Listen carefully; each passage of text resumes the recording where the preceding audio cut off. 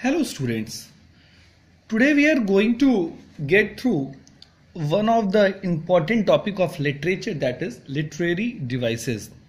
Literary devices has been introduced to you in many forms, but I have not taken that form that you have been already introduced with, the figure of speech.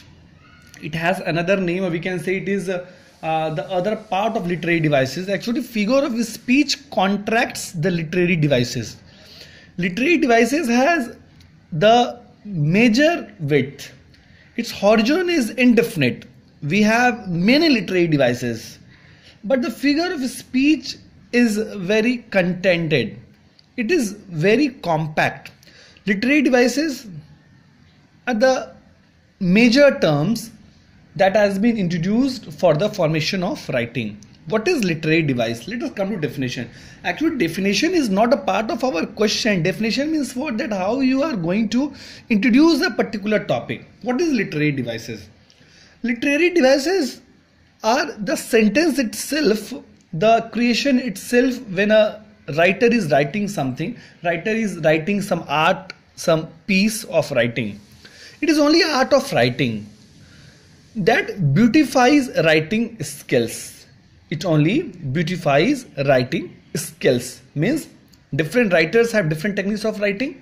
When we add some terms of literary devices, it adds some another meaning. It adds some glorification. It beautifies our sentences. It enhances language of the piece. Whatever we are writing, its language gets enhanced by the use of literary devices.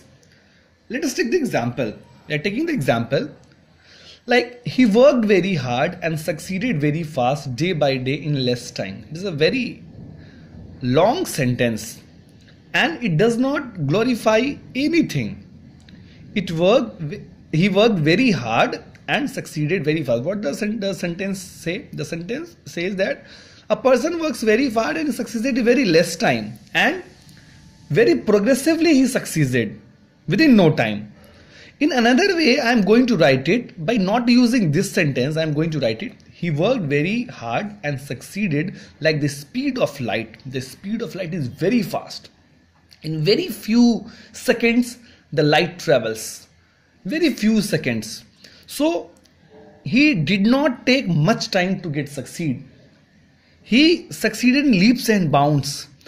He worked very hard and succeeded like the speed of light. Means he succeeded just like the speed of the light. Means very fast.